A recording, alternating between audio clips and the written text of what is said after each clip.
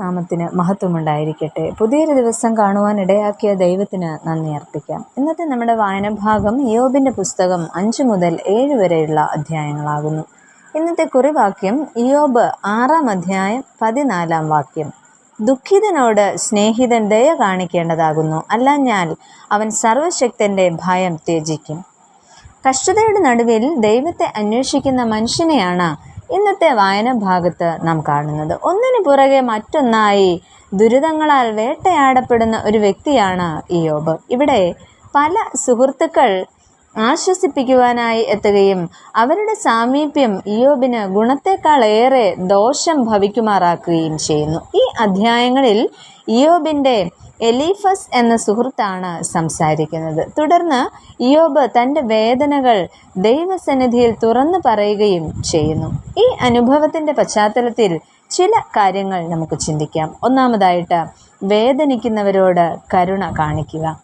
ഓരോ കഷ്ടതകളും ദൈവത്തിൻ്റെ ശിക്ഷയല്ല, മറിച്ച് ദൈവത്തിൻ്റെ പരിശീലനമാണ്.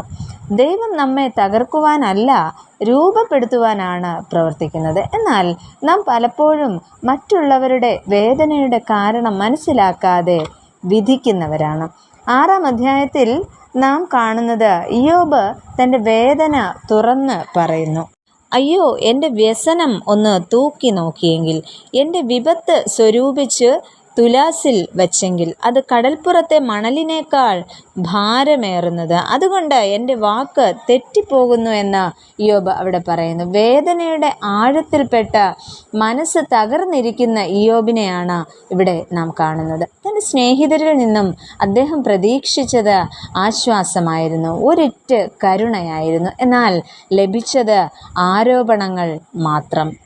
എന്നാൽ കുറിവാക്യത്തിൽ നമ്മൾ കാണുന്നത് ദുഃഖിതനോട് സ്നേഹിതൻ ദയ കാണിക്കേണ്ടതാകുന്നു എന്നുള്ള ആ ഒരു വലിയ സത്യമാണ്.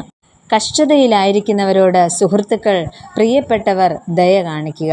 വേദനിക്കുന്നവർക്ക് ഉപദേശമല്ല ആവശ്യം, നമ്മുടെ സ്നേഹവും കരുതലുമാണ്. ചിലപ്പോൾ നമ്മുടെ മൗനം പോലും അവർക്ക് വലിയൊരു ആശ്വാസമാകാം. അതിനാൽ സൗഹൃദങ്ങളിൽ, ബന്ധങ്ങളിൽ, കുടുംബത്തിൽ, സഭയിൽ നാം വിധിക്കുന്നവരാകാതെ ആശ്വസിപ്പിക്കുന്നവരായി തീരുക. രണ്ടാമതായിട്ട്, ജീവിതത്തിൻ്റെ നിസ്സാരത തിരിച്ചറിയുക.